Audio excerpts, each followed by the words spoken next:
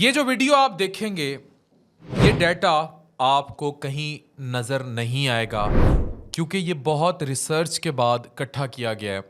Twitter जो कि open platform है, उसके बहुत सारे ट्वीट्स पढ़ने पड़े हैं मेरी रिसर्चर टीम को। इस टाइम पूरी दुनिया एक मसले के गिर्द घूम रही है और ये आपको लगता है ये आज क्रिएट हुआ है। ये मसला कई 100 साल पुराना है। लोग इसे 1948 से ट्रैक कर रहे हैं। ये 1948 से भी बहुत पुराना है। ये कभी आपके दोस्त नहीं हो सकते, ये बात पता है और ये हर मुसलमान को पता है। और उसके बाद एक इस्लामोफोबिया का आंसर चल रहा है और वो आज से नहीं है। सलीबी जंगें जाके देख लें, वो भी आज से नहीं है। इस टाइम पूरा सोशल मीडिया ताकतों के कंट्रोल में है।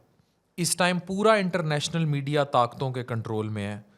वो कभी भी आपको मजलूम नहीं दिखाएगा। याद रखें, कभी भी जो जंग होती है, जो लड़ाई होती है, वो दो बराबर की कुव्वतों के दरमियान होती है। एक कमज़ोर निहत्ती पत्थरों से लड़ती कुव्वत और दूसरी तरफ दुनिया का जदीद तरीन लेस असला। और एक तरफ पत्थरों के साथ खड़े हुए मुनाफिक और दूसरी तरफ सुपर ताकतें जो अपने अकायद पर कायम हैं। इसका क्या नतीजा होगा? ये जंग बंदी होनी चाहिए, निहत्ते नहीं मरने चाहिए। ये मेरा प्राइम मौक़िफ़ है। इससे पहले कि मैं रिसर्च शुरू करूं, आज मैं बात करने जा रहा हूं रकबे के एतबार से बहुत छोटी, लेकिन तकद्दुस, अकीदे, ईमान के एतबार से दुनिया की कीमती तरीन माने जाने वाली जगह के बारे में। ये 35 एकड़ की ज़मीन है जिसके लिए एक कम तरीन टेक्नोलॉजी वाली कौम एक जदीद तरीन लेसदार टेक्नोलॉजी वाली कौम से लड़ने जा रही है। इस नताइज की परवाह किए बगैर कि वो कम तरीन टेक्नोलॉजी वाली कौम को नीस्त नाबूद करने की कोशिशें पिछले 70 साल से जारी हैं। याद रखेंगे 7 अक्टूबर को इसराइल ने एक जंग का ऐलान किया है। मामला ये है कि बेसिकली ये जो ज़मीन है सारी, ये ख़ास तौर पर यरूशलेम का एक ऐसा शहर है, इसमें 3 मज़ाहिब जो है उनका तकद्दुस, उनके अकीदे, इन सब का टकराव है। ये जो यरूशलेम की ज़मीन है, पहला मुसलमानों के लिए मस्जिद अक्सा। इसकी वजह ये हमारा किबला अव्वल है। मक्का मुकरमा और मदीना मुनव्वरा के बाद सबसे ज़्यादा जिस जगह की तकरीम है वो यही जगह है। दूसरा ईसाइयों के लिए, क्योंकि हज़रत ईसा अलैहिस्सलाम यहाँ पैदा हुए, यहीं से इनको अल्लाह की तरफ उठाया गया और अकायद के मुताबिक वो वापस यहीं उतरेंगे। तीसरा यहूदियों के लिए, ये जगह मुकद्दस है। इनको एक टेंपल था जिसकी अब एक दीवार बाकी है। वो दुआ भी अपनी यरूशलेम की तरफ ही करके मांगते हैं। इसकी तारीख ट्रैक डाउन करें, ये वो सारी जो इन्फॉर्मेशन मैं आपसे शेयर कर रहा हूँ कि 1948 में ये इसराइल फ़लस्तीन का असल तनाज़ा शुरू हुआ था जब यहूदियों ने यहाँ कब्ज़ा स्टार्ट किया था। लेकिन ये क्योंकि पिछली सलीबी जंगें चलती आ रही थी और खिलाफत उस्मानिया ख़त्म हुई थी, उसके बाद टेक डाउन था, तो फ़लस्तीन का इलाका पहले उस्मानी सल्तनत के अंडर था। फिर यहाँ पर यहूदियों को अपने मज़हब के मुताबिक, जैसे मैंने कुछ निशानियों का जिक्र किया, ये निशानियाँ इनको मिल गई तो इन्होंने यहाँ रहना शुरू कर दिया। और फिर पहली जंग अज़ीम हुई जिसमें इत्तेहादियों को फ़तह हुई और फिर इंग्लैंड ने टेक्निकली ज़मीन पर कब्ज़ा कर लिया। फ़लस्तीन में वही कॉलोनी सिस्टम चलता आ रहा था। फिर यहाँ ऑब्वियसली कॉलोनी सिस्टम था तो उसके तहत यहूदी आके आबाद होना शुरू हो गए थे, जब बाकायदा फिर 1948 में इसराइल ने कब्ज़ा किया। और फिर उस टाइम सैकड़ों फ़लस्तीनी मुसलमान जो थे वो ये जगह हिजरत कर गए और फ़लस्तीन से ऑब्वियसली इनके तमाम हकूक़ छीन लिए गए।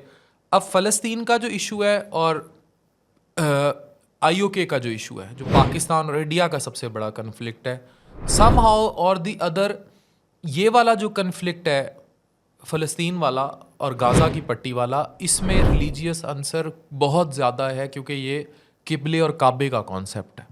यहाँ देखें कि वो दुआ यरूशलेम की तरफ मुँह करके मांगते हैं, दूसरी तरफ वो आपका किबला अव्वल था। तो it is something which is havoc when we related to IOK और POK। एनीवेज, तो सैकड़ों फ़लस्तीन यहाँ से चले गए और फ़लस्तीन से इनके तमाम, इस दिन से आज तक लड़ाई, और इसको इसराइल गाज़ा कन्फ्लिक्ट का नाम दिया जाता है। इस इसराइल गाज़ा तनाज़े में बहुत सारे बेगुनाह जो है दोनों तरफ अपनी जानें गंवा चुके हैं, जिसमें फ़लस्तीन के जो मुसलमान हैं उनकी तादाद बहुत ज़्यादा है। यूनाइटेड नेशंस ने बड़ी दफ़ा ये इस इशू को उठाया, लेकिन फ़ायदा नहीं हुआ। अब एक तरफ ये पत्थरों से लड़ते हैं, आपने अक्सर बच्चों की पिक्चर्स देखी होंगी, पत्थर उठा उठा के मार रहे होते हैं। ये डरते नहीं हैं, ये घबराते नहीं हैं, ये हर किस्म का ख़तरा मोल लेते हैं। अब दूसरी तरफ अमेरिका, फ्रांस, यूरोप और ये सारी ताकतें इजराइल के साथ हैं। मुस्लिम ममालिक तमाम ने इजराइल को कभी एक्सेप्ट नहीं किया, लेकिन अभी आप इजराइल के जो प्राइम मिनिस्टर हैं याहू साहब, आप उनको देखें तो वो जो बातें करते हैं वो बड़ा क्लियर आपको इंडिकेशन देते हैं कि एक्सेप्ट करने जा रहा है किंगडम ऑफ सऊदी अरेबिया। अब ये एक ख्वाब है अमेरिका का कि जितनी भी मुस्लिम रियासतें हैं गल्फ़ की, इनमें एक बहुत बड़ा ग्रेटर इसराइल बनाया जाए। आपने किताबें पढ़ी होंगी, मैंने भी ये किताबें पढ़ी हैं, जिसमें एक अज़दहा दिखाते हैं जो इन सारी मुस्लिम रियासतों को घेरता चला जा रहा है और ये ग्रेटर इसराइल बनेगा यहाँ। इसके बारे में जो ये फ़साद सारा मच रहा है, इसके बारे में इसरार साहब भी बहुत कुछ बता चुके हैं। बहुत सारे मुस्लिम जो मकतबा फ़िक्र के लोग हैं बड़ी रिसर्च करके सारी बातें एक्सप्लेन कर चुके हैं कि ये क्यों बनाया जा रहा है। और ये बेसिकली वही सलीबी जंगें हैं और ये वही 7 रियासतें हैं जिन्होंने ये सारी डोमिनेंस लेनी है। और इस पे मैंने माजी में बड़े कॉलम भी लिखे हैं और मैंने बड़ी रिसर्च कर करके ये बातें इसी तरह लेकर आया था सामने। अब ये याद रखें कि टेक्निकली कोई भी मुसलमान मुल्क, स्पेशली कतर और तुर्की जो कि कदरे मुसलमान ममालिक में स्टेबल हैं और अपनी हमियत रखते हैं, वो फ़लस्तीन के साथ खड़े हैं। और यही वो ममालिक हैं, कतर, तुर्की छुप छुपा के, कतर थोड़ा सा openly, and Iran fully support the Gaza पट्टी, दी मुस्लिम्स एट दी गाज़ा पट्टी। तो वो कहते हैं कब्ज़ा इलीगल ऑक्यूपेशन है और वो फंडिंग और वो सारे मामलात भी चल रहे हैं। अब याद रखें कि किस तरह टेक्निकली जब IOK और POK का इशू था, उन्होंने हमारी स्ट्रैटेजी को, कभी आप लोग जुमे पढ़ने जाते थे तो चंदे इकट्ठे हो रहे होते थे, अब उन्होंने उस सारे इशू को 9/11 के बाद वही लोग जो कि फेवरेबल थे, अब उन पे एक लेबल लग गया। अब उस लेबल का लफ्ज़ मैं यहाँ नहीं बोल सकता because there are some restrictions. अब वही लेबल सब पर लगा हुआ है, वो लेबल सब पर लगा हुआ है।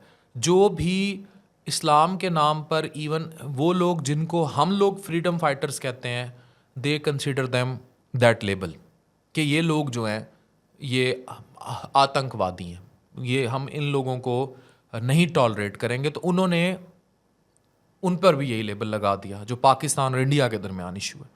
अब इस तरह हम वहाँ भी स्ट्रेटजिकली वीक होते गए, लेकिन हर जगह जहाँ जहाँ जुल्म हो रहा था, जहाँ जहाँ मसले थे, उन सारों पे ये लेबल लगता गया।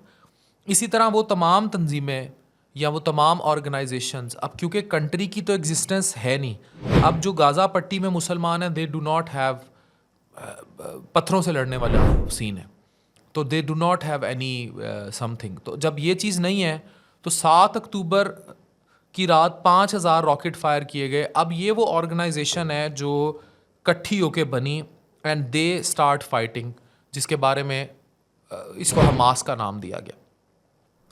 5000 रॉकेट फायर किए इसराइल पर 20 मिनट में, जिसमें 250 से ऊपर इसराइली हलाक हो गए।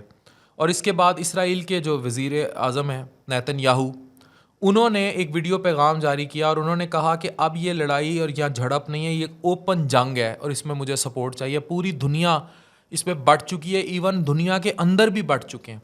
अब ये सारी इन्फॉर्मेशन क्या है कि जो अटैक कर रहे थे ये कॉन्टीन्यूसली एक एक फुटेज जो है वो ट्विटर पे रिलीज़ कर रहे थे। हम ऐसा कोई हॉरिफिक फुटेज ना दिखाने की फेवर में है, ना कहीं दिखाया जाना चाहिए, लेकिन दे वर रिलीजिंग कि किस तरह उन्होंने उनके जनरल्स को उठाया और सारा कुछ किया और टोटल जो है उन्होंने ऑक्यूपेंसी ले ली चीज़ों की। और वो, लेकिन अब काउंटर रिटेलिएशन के बाद इसराइल ने भी फ़ज़ाई हमले किए।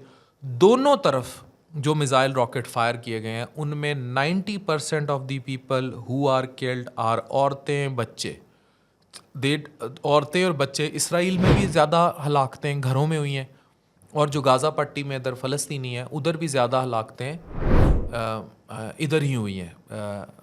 औरतें, बच्चे, बूढ़े ये बेचारे मारे जा रहे हैं। अब एक तरफ याद रखें, अगर ये घुमसान की जंग टूट पड़ती है और एक तरफ यूरोप, अमेरिका और इसराइल खड़ा हो जाएगा, इंडिया भी अंदर मुसलमान मौजूद हैं, इंडिया के लिए बड़ी मुश्किल आ रही है, लेकिन वो भी ओपनली उसको सपोर्ट कर रहा है। और दूसरी तरफ तुर्की खामोश था, लेकिन तुर्की के अंदर बहुत प्रेशर आया, इसलिए तुर्की ने साथ खड़ा होने का वादा कर लिया। उधर से कतर ओपनली सपोर्ट करता है। ईरान तो प्रॉक्सी वॉर पे ले जाना चाहता है कि जो गाज़ा की पट्टी है, अमेरिका से जंग हो तो इसराइल से हो और वो गाज़ा की पट्टी के ऊपर हो, तो वो फुली बैक कर रहा है। तो इस तरफ अब इसमें जो बहुत सारे तनाज़े इकट्ठे हो रहे हैं, जिसका फ़ायदा अमेरिका ने सबसे ज़्यादा उठाया है, वो जो फ़िरका वारियत विद इन मुस्लिम्स मौजूद है, that is also a problem. जो फ़िरका वारियत मुसलमानों के दरमियान मौजूद है, उसका भी फ़ायदा उठाया गया है। मतलब ईरान और सऊदी अरब के दरमियान जो कन्फ्लिक्ट है, वो भी बहुत पिविटल रोल प्ले कर रहा है और उसका डायरेक्ट फ़ायदा हो रहा है सहवनी कुव्वतों को। अब प्रॉब्लम ये है कि दो टोक अल्फाज में तैयब उर्दगान ने सपोर्ट का ऐलान किया है। अपने मुल्क के जो भी हालात हैं, इनकी तो हमारी तो औकात कुछ नहीं, इसलिए मैं तो इस टॉपिक पे बात ही नहीं करता। साढ़े खड़े होन नाल ना होन नाल कोई फ़र्क पैंदा तो उस पर कोई बात की जाए। एक और जो प्रॉक्सी वॉर कंट्री एंटर हो रही है, यू नो दी तनाज़ा बिटवीन रशिया एंड यूक्रेन, तो एक और प्रॉक्सी स्टेट जो एंटर हो रही है इस प्रॉक्सी वॉर को सपोर्ट करने के लिए, जिसकी एंट्री में कोई रिलीजियस एलिमेंट शामिल नहीं है, दैट इज़ रशिया। वो एंट्री लेने जा रहा है। और ये जो है अब और इस तरह की अगर प्रॉक्सी वॉर स्टेट हो गई, तो what is happening inside Palestine at the moment बड़ा क्लियर है कि अब यहाँ रशिया जंप इन करेगा तो ये दो बड़ी आलमी कुव्वतें डायरेक्ट जंप इन करेंगी, और ये could be an ignition point for WW3, world war 3। क्यों इग्निशन पॉइंट होगा? क्योंकि पूरी दुनिया में ऑलरेडी मुजाहरे हो रही हैं, झड़पें हो रही हैं, लड़ाइयाँ हो रही हैं, और इससे रिलीजियस फसादात प्रमोट हो रहे हैं हर जगह पे। और जिन मुल्कों की हुकूमतें खामोश हैं, उधर भी सलीबी जंगें वर बिटवीन ईसाई एंड मुस्लिम्स, यही वो उन्हीं जंगों की तनाजुर में दे आर टुगेदर नाउ। और दूसरी तरफ rest of the Muslim world with मुनाफिकीन from none other than the states, you know, जो या आइदर दे आर साइलेंट और दे आर सपोर्टिंग। मतलब साइलेंट रहने वाली को फिर माफ़ी मिल सकती है, सपोर्टिंग वाली आपको पता है। और दूसरी तरफ there are states who are openly supporting the Israel, and there are very less states and they are openly supporting the Palestine. अब पैलेस्टीन इतना सा गाज़ा पट्टी और कुछ कुछ जगहों पे महदूद रह गया, otherwise it was all under उस्मानी खिलाफत, और उसका ब्रेक डाउन था। और फिर जो मुसलमानों के साथ उनकी तौन लगी वो सबके सामने। अब मुसलमानों का शुरू से एक अकीदा है, जो मैंने पढ़ा समझा, कि देयर मस्ट बी वन खलीफा, और वो इन पूरी रियासतों को कंट्रोल करता। ये सारी इकट्ठी होती, मुत्तहिद होती, तो ये बहुत बड़ी पावर थी। इनको मुसलमानों को जो इस्लामोफोबिया दूसरी तरफ परवान चढ़ता गया, और इनको जो सबसे ज़्यादा मार पड़ी वो इनकी पड़ी गैर मुत्तहिद होने पे। आप लोगों के पास कोई जवाब इस बात का नहीं होगा कि there are Muslim states, even ये बात नेतन्याहू अपने स्पीच पे भी कह चुके हैं, उनके पेज पे जाके देख लें, कि हम ये चाहते हैं कि इलाके में अमन रहे, तमाम मुसलमान रियासतें हमारे पास आएँ, क्योंकि there are many Muslim states जो इसराइल का वीज़ा पासपोर्ट पे लिखा हुआ है कि इसराइल के अलावा जहाँ मर्ज़ी सफ़र कर ले, सिर्फ पाकिस्तान के पासपोर्ट पे नहीं है। वो चाहते हैं कि जनाब, अब टेक्निकली दुनिया के सामने वो यही चाहते हैं कि जनाब हमारे साथ सारी अमन से चलें, लेकिन indirectly the things are heading towards the great, जो इसराइल का सारा द ग्रेटर इसराइल, जिसके बारे में बड़ी किताबें लिखी जा चुकी हैं, पढ़ें उसकी सारी, इवन नक्शा भी मौजूद है दुनिया पे। तो ये सारा मामला था। और मैं फिर कहूँगा कि कोई भी हॉरिफिक इमेजेस, फुटेजेस ये शेयर करने से गुरेज़ करें, और जो अल्लाह पाक दोनों तरफ अमन कायम रखे, लेकिन बिलखसूस जो है उम्मत मुस्लिमा, वो फ़र्द कायम जो है वो रब्ते मिल्लत से है, तन्हा कुछ नहीं, मौज है दरिया में, बैरून दरिया कुछ नहीं। तो जो ताकतें अगर इस वक्त मुनाफ़कत पे हैं या वो स्टैंड आउट कर रही हैं, दूसरी तरफ दे शुड थिंक कि कल उनकी बारी है। अब इसमें मुझे बड़ा दुख होता है, अगर यही एक खिलाफत के अंडर सारा मुस्लिम यूनिटी होती तो things would have been different, but now things are very different. और इसी तरह ऐसी कमज़ोर रियासतें जिनमें पाकिस्तान सरे फहरिस्त है, इनका कोई फ़ैसला वो नहीं ले सकती बिकॉज पहले औकात हो, जेब 4 पैसे होण ते तुसी एक दूजे ਨੂੰ ਘੂਰੀ ਪਾ सकते हो। तो औकात पूरी है। This is a very important factor जो इस सारे फसाद में लाई डाउन करेगा। यहाँ सीज़ फायर होनी चाहिए। ये वर्ल्ड वॉर 3 की तरफ चीज़ें जाएंगी। मेरे पास ट्विटर से खंगाला हुआ बहुत सारा ऐसा मटेरियल भी मौजूद है जो शेयर नहीं किया जा सकता बिकॉज ऑफ मैनी थिंग्स। लेकिन अल्लाह पाक दुनिया में अमन कायम रखे। और शुरू से ये शरारती रहे हैं, ये शरारतें करते आए हैं, लेकिन दूसरी तरफ हमारी कमज़ोरियाँ भी हैं। Thank you very much.